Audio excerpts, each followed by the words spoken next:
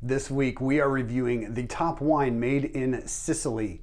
And in this week's tip of the week, we're going to do a part 2 on food and wine pairings. All of that coming up next.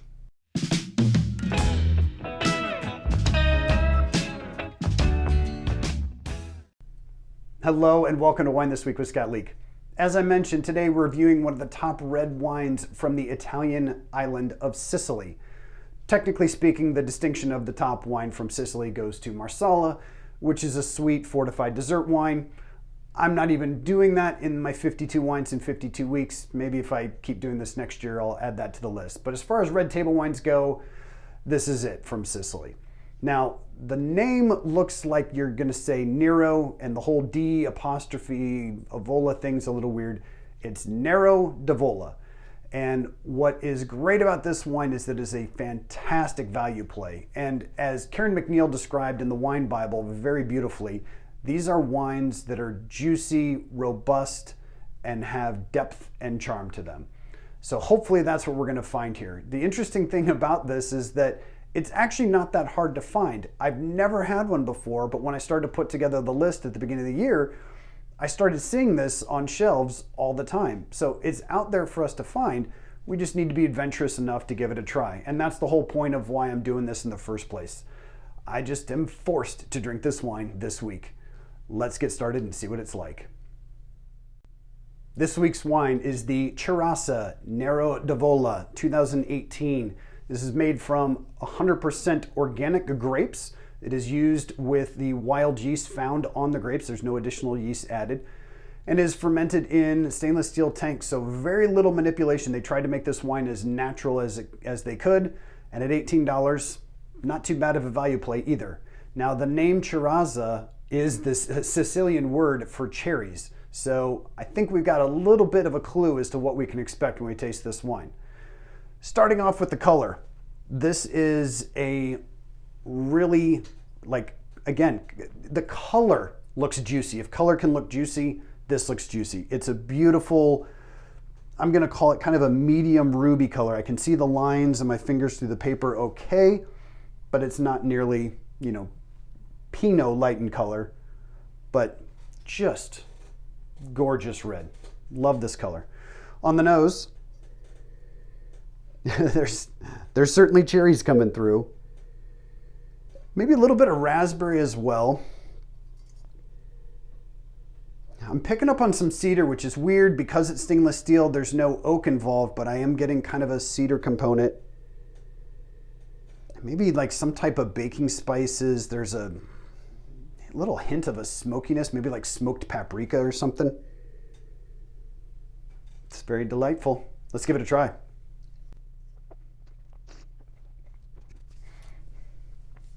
Solid. First and foremost, it is very dry. This is certainly a dry wine. There's some acidity to it, but not too bad. I'm getting a little salivation, a little juiciness in the acidity category. I'm gonna go medium on the acidity, and the tannins are really fine. I'm gonna go medium on the tannins as well. I get a little bit on my lips, nothing really on my tongue so much. Really nice, very integrated with the fruit. And the fruit itself is pretty bold. Like, I'm gonna go medium plus on the fruit level in here, but again, not sweet. There's just beautiful cherries and berries going on there. In terms of the alcohol, this comes in at, I think, 13.5. Pretty smooth going down. I'm gonna go medium on the alcohol level as well. Hint of heat, but not too bad. And as far as the body goes, I read this is supposed to be considered a full body wine. Now, that's not going to be the case with every single version of it that every winemaker makes. This didn't quite feel full bodied. Like, it was almost compared to Cabernet in body in some of my readings, and I'm not quite getting that. Yeah, I'll go medium plus on the body. It's good, I like it, but I'm just not going to go full bodied on it. Maybe I'll go medium plus on the acidity too. I'm starting to smack my lips a little bit from that acidity. On the flavor profile, again, those cherries are really coming through, and they're very dark cherries. So it kind of reminds me of some type of candied dark cherry. I can't put my finger on it right now, but like a cherry cordial.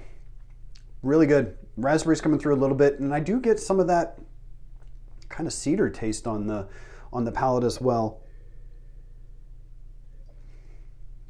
It's not overly complex. There's not a ton of different flavors coming through, but it's really delightful. This is a great wine, and at the price point of $18, like, yeah, I'll have this again. Nice wine. So, yeah, tannin's building a little bit more now too. I'm going to go ahead and call this a fairly balanced wine. The fruit, acid, alcohol, everything's in pretty good balance. Now, granted, I said a lot of them are medium or maybe medium plus, but even still, that's not why I'm saying it's balanced. Like, everything just works together. Nothing feels disjointed. So good balance, everything. The length on the finish is really nice too. I'm getting kind of a 20-30 second finish. Good finish. And sometimes a finish can last a while and be unpleasant or get to be a little off. This maintains a niceness to the finish. So good length on it. The intensity, it's kind of medium plus on the intensity of the flavors as well. I mean, you certainly smell and taste the cherries right away. It's not just punching in the face kind of intensity either. And then as far as the complexity goes, not overly complex, but good and decent, and for what you're paying for this, about the right amount of complexity that I'd kind of look for. So adding it all up, I'm going to score this 6.5 points on my 10-point scale. Very good wine. It's not mind-blowing, not earth-shattering, but pleasant. It's delightful. I think not Jancis Robinson. I think Karen McNeil described it very well as I quoted earlier. So pretty good wine. As far as food and wine pairings go, this could do well with a number of different things. A lot of sommeliers I read like this with barbecued meats, so that would certainly work. You could probably have this with a steak, but I would even say something maybe gamier, some venison, wild boar. I think the gaminess is going to bring out the fruit, the jamminess, and make this almost more candy-like. I think it's really going to enhance the fruit if you go a little gamier with the meats on this. Beef stew, hamburgers, Sicilian pizza, there's a lot of things that this is going to pair well with. So again, 6.5 out of 10 points and lots of good meat pairings for this delicious, juicy, jammy wine. Enjoy.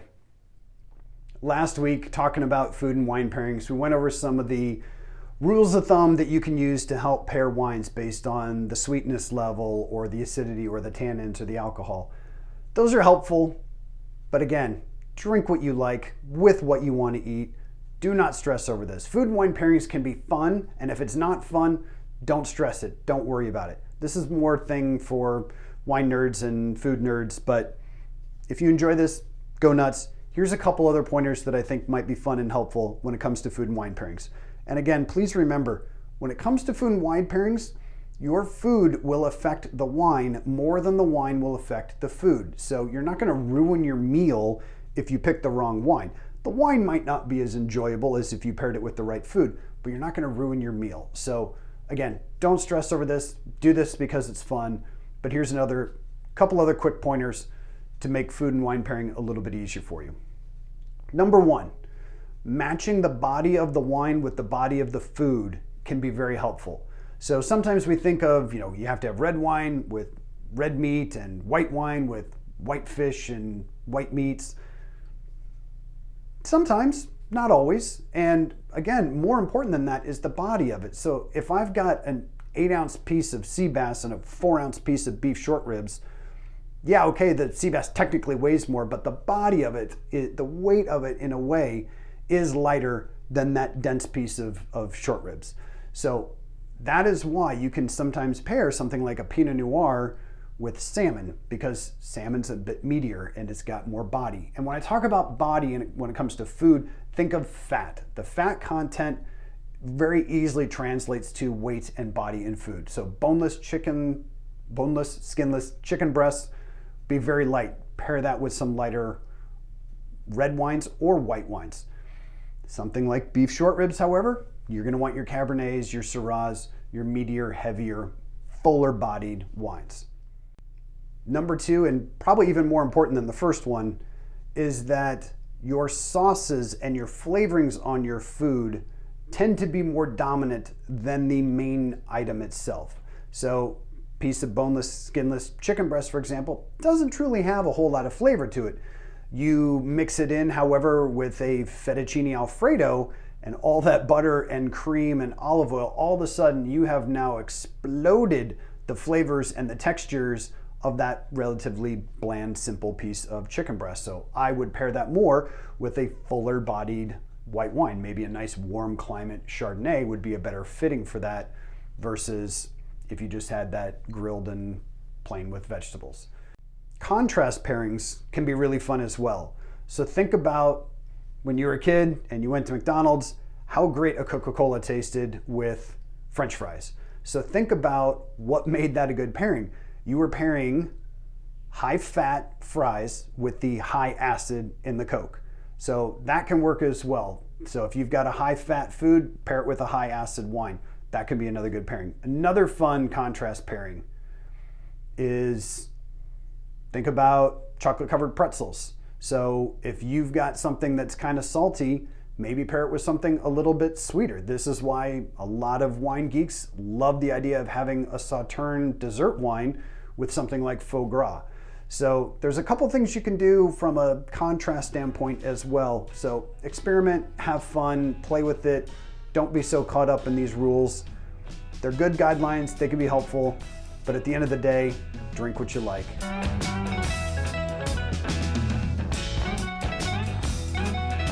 Thank you for watching another episode of Wine This Week. I hope you enjoyed it. If so, please like and subscribe. Join me next week as we move on to Petite Syrah. Until then, keep trying new wines, and as always, cheers.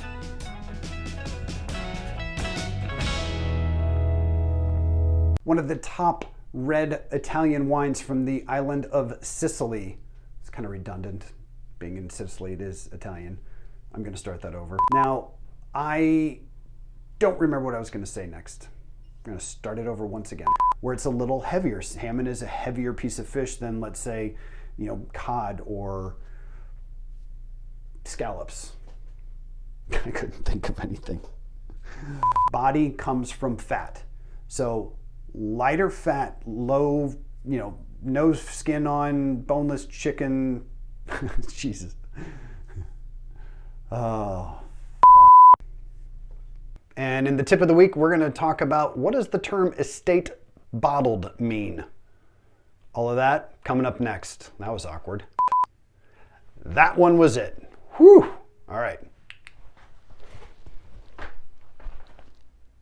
Oh, shit.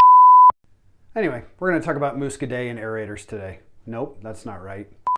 Anyway, we're going to talk about muscadet and aerators today. Damn it. No, we're not. It's just all off today. Everything's off. But, oh man, just a slew of outtakes today. And then we're going to talk about aerators. All that's coming up next. A, not aerators. Oh.